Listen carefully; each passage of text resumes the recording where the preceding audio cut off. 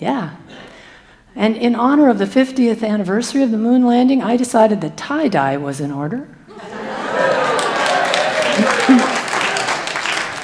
When I get the question, where were you on that day?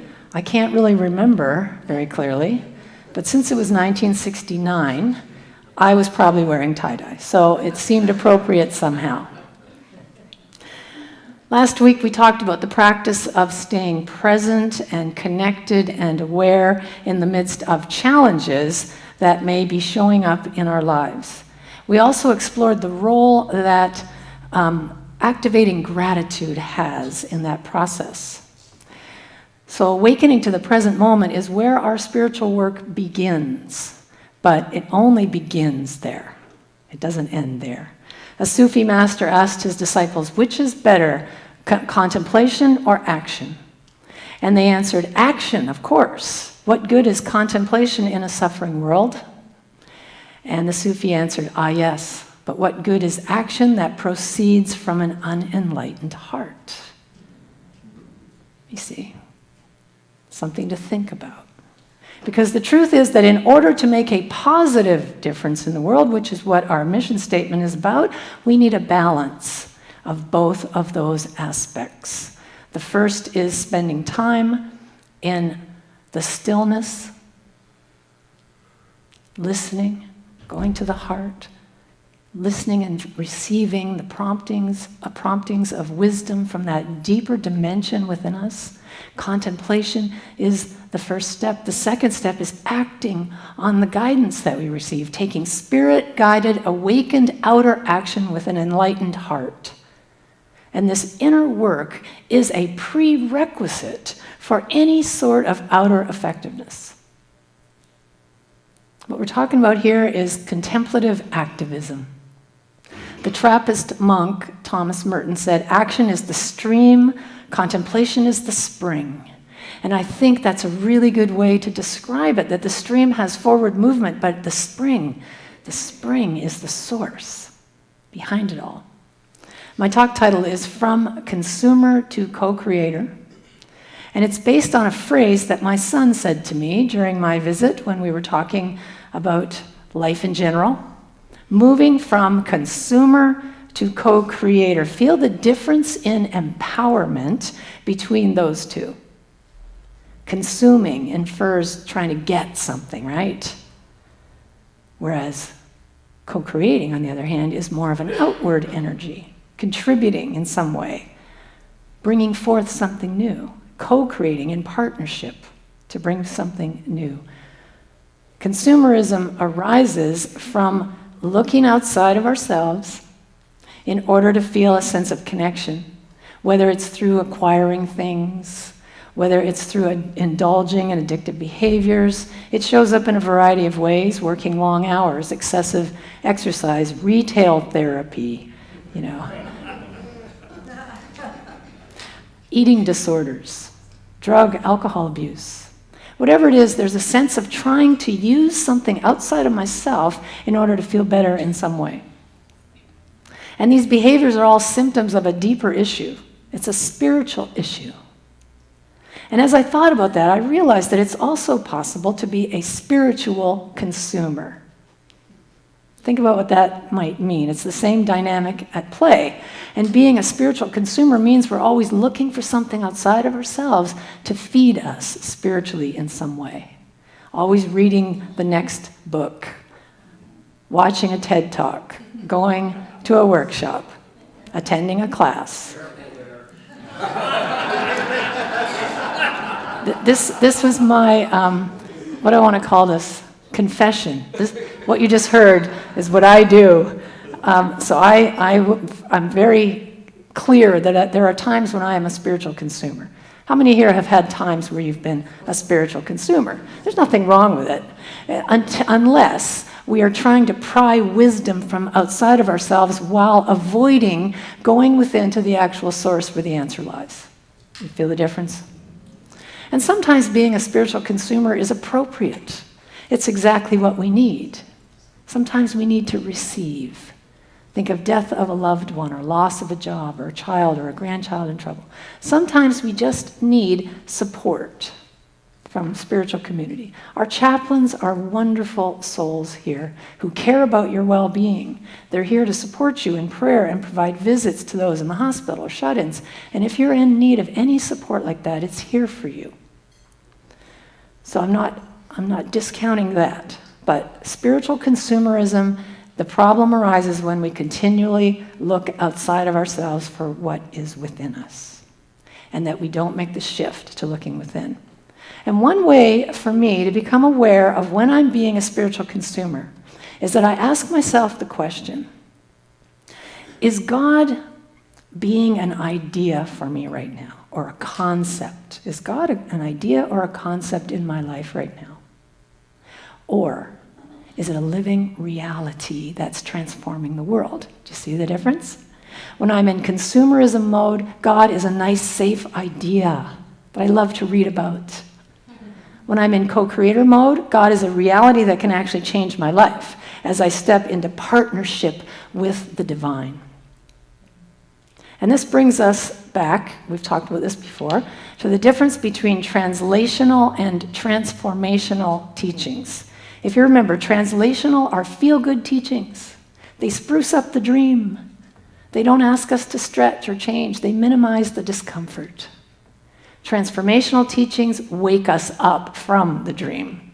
We embrace the discomfort. We grow from that, and they don't always feel good. I think of it as a difference between a nice, pleasant back rub and a deep tissue shiatsu massage. And sometimes we need the back rub. Sometimes it's exactly the right time for that. But there does come a time when transformational work shows up for us, when we reach a fork in the road. Sorry, had to do it. A time when we make a choice to grow beyond the limited identity that we have believed ourselves to be and to begin to express who we really are. And the golden, golden opportunity that helps us to put transformational teachings into effect are times when we've been triggered in some way. You know, we talk about the Q process a lot here at Unity Spiritual Center. And if you're someone who's not tried it, or has tried it, didn't finish the 21 days, or who's gotten out of the habit of the practice, it's good to remember that it is a transformational process. It isn't a feel-good back rub, although it can have that as part of the effect of it. It's about recognizing when we are being run by old limiting beliefs and ingrained unconscious patterns, and then making a change to become free of them. Carl Jung said, "One does not become enlightened by imagining figures of light, but by making the darkness conscious." And I would argue that they both have a place in the process, to have that vision. But I agree with what he's saying, that making the unconscious conscious is the key to our awakening. And you know, I have the privilege of debriefing people's worksheet experiences, and also of training Q coaches who share the work. And I have to tell you that one of the greatest gifts that comes from that is when someone has an aha and shares it with me. And recently, someone said, "I just saw that this was completely my own projection. And in the past, I would have blamed everybody, someone else, for my woes. And now I see that I've actually been co-creating this situation, and that I have the power to change it." What an insightful moment for her to see that, and to move beyond it into an empowered state of possibility to create something new and different. Now, this was a good week for me to be writing this talk and playing with these practices, because I ended up with something I'm calling the breaking news blues.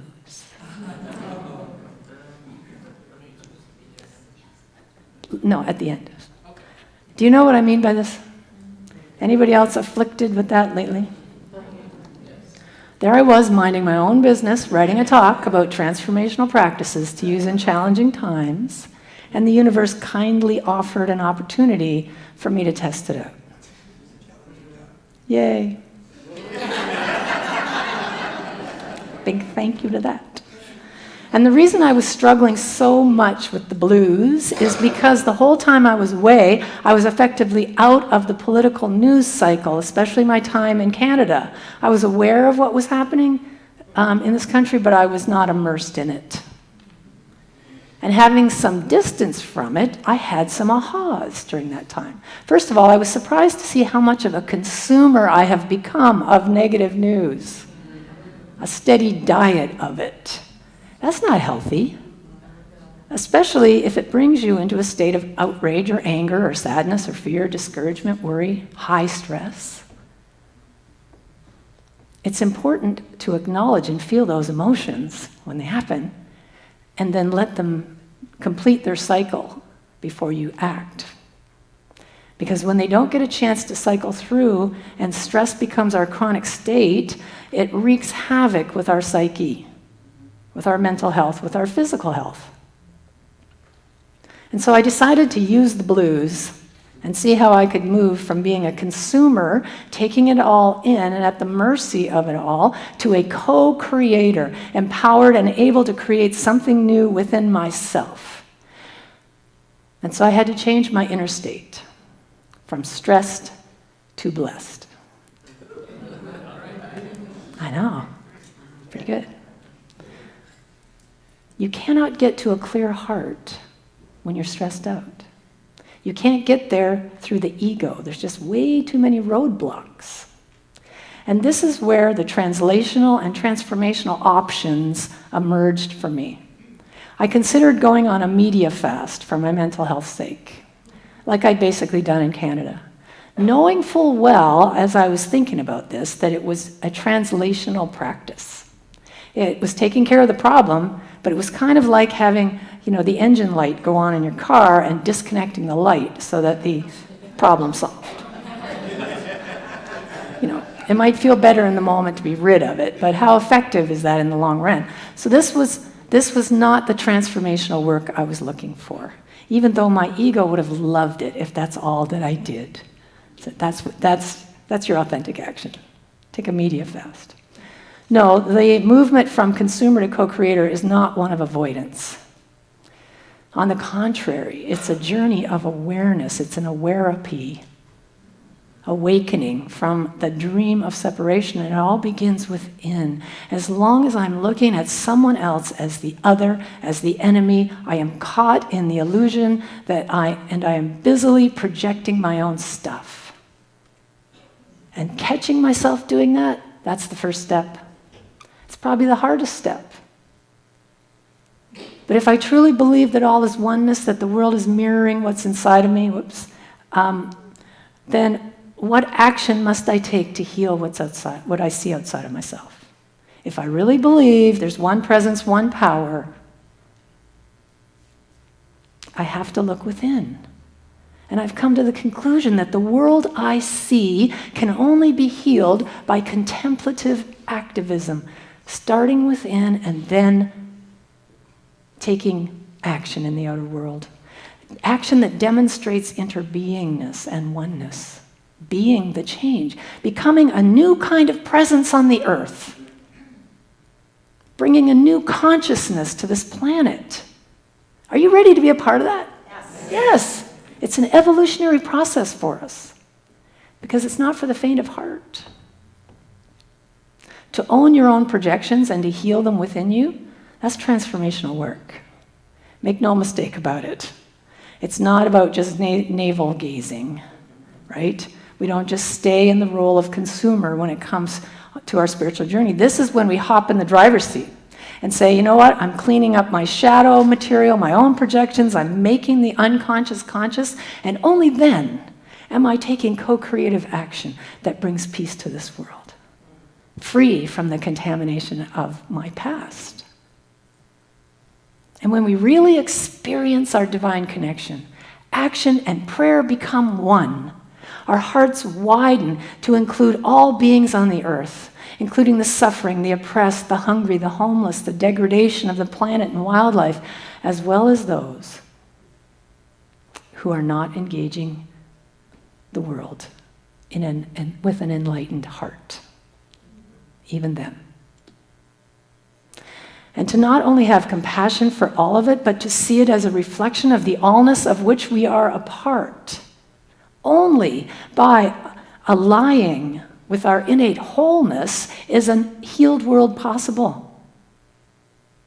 And this is what happens when we make God reality in our life instead of just an idea or a concept. So, first, I felt all those feelings that I mentioned earlier, and I wrote about them. I journaled about them. I worked them out until I felt complete and ready to do the work. And when I entered the stillness, I asked for guidance as to what was mine to do, and I was led to working with the mirror. And I got the realization that I needed to face where in my psyche I was behaving the very same way as the folks I was busily condemning. And guess what? I could find it. I didn't want to, but I realized that that's the key from moving from consumer to co-creator, owning my projections. But I did it with compassion, not with condemnation. No point beating ourselves up for being human. Let's not do that. Can we be in agreement on that? Yes. But I looked at my own behavior and I saw that it was motivated by fear. And I felt self-compassion arising for how hard it is to feel that way and to be in all of this and try to keep our hearts open. And how that can run our behavior, fear. And I felt great compassion for all who are stuck in unconscious behavior, fear-driven, trying to find peace outside of ourselves. It'll never work. And as I widened my circle of compassion to encompass all those I had previously judged and condemned, I felt such peace, like you can't imagine, and empowerment. I felt the oneness. I felt the connection. And I realized that blaming others is part of being a spiritual consumer. It's still sourcing my well-being and my worth outside of myself. It's the other side of the coin. And this is what spirituality is about. Healing the planet by healing ourselves from the illusion of separation and then taking action from that clear, healthy place with love and compassion, becoming a new presence on the earth. What John Bradshaw calls compulsive spirituality, that's a way to avoid the messiness of emotional healing. But I got to tell you, it's in the messiness that is the real gold. So use whatever's showing up in your world authentically as a tool for transformation, as a tool for your spiritual evolution.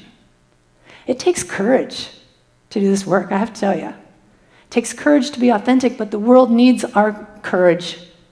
It needs us all to be courageous, to move from God as a wonderful idea to using the power of the divine to create something new, to boldly go where no one has gone before. To the moon and back. And I love that the prayer for protection went along for the ride 50 years ago, and that the unity poem, oops, I went the wrong way. We're still at that fork in the road, folks, sorry. And that the unity poem, I Am There, went a couple years later and is still up there. The unity message of one presence, one power has made it to the moon. But we have to put it into practice on earth. And this is how we do it. And every single one of us can do this work, no matter who we are. A British activist named Adam Curl writes, "The social worker, the teacher, the wise legislator, or the good neighbor is just as much a peacemaker as the woman or man unraveling some lethal international entanglement." And I would say even more so. Every one of us has the opportunity to be the presence of peace in the midst of all of the messiness. And if we stay the course, listening to our hearts, getting guidance on just the next step, and then trusting its lead and taking that step with faith and with confidence, Spirit will reveal the way. The author Tam McKeeves calls the heart our uncanny prophet. What does your uncanny prophet say to you? Think of it as a divine agreement that we have with our deeper selves. I ask, I listen. I take the next step, and then I do it again. And the deeper part tells us what to do. We must own our divine nature by continuously embodying it more and more and more. So never discount the value of this work. The ego says, don't bother working within. You have bigger fish to fry. You need to be changing the world. Yes, and this is how we do it. But don't take my word for it. Don't believe a word I say. Try it for yourself.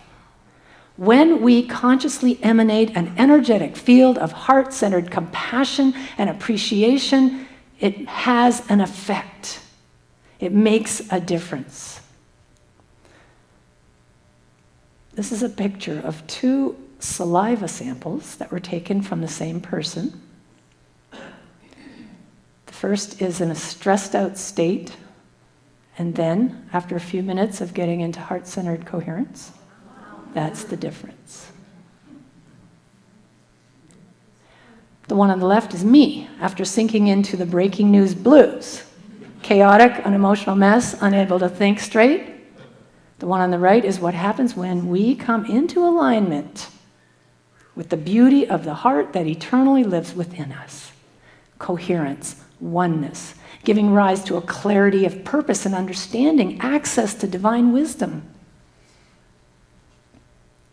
Mahatma Gandhi, one of my personal heroes, is quoted as saying this: "If a single person achieves the highest kind of love, it will be sufficient to neutralize the hate of millions." Are you that person? Are you ready to move from consumer to co-creator? Yes. Say it like you mean it. Yes. Here's the steps. Begin by taking time for meditation every day. Check in with the spirit within you. Take the time and activate a feeling of gratitude and compassion that can help to open your heart. And as it opens, ask it. Ask your heart, the uncanny prophet within, what's the next step for you to make the world a better place? And listen and act on it. The Dalai Lama is quoted as saying, "We need a little more compassion, and if we cannot have it, then no politician or even a magician can save the planet." It's up to us. And I'm here to tell you that being a presence of peace on the planet, one heart at a time, is not only the vehicle for transformation, it is the ultimate antidote to the breaking news blues.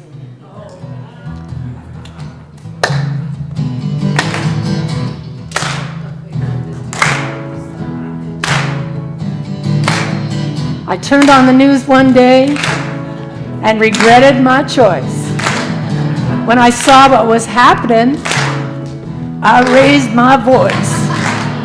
Yelling at the TV screen, I saw the light.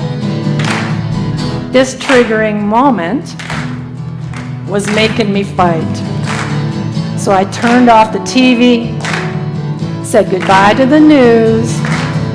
I turned to my heart to heal my breaking news blues. When I turned my heart to heal my breaking heart blues. Whoa!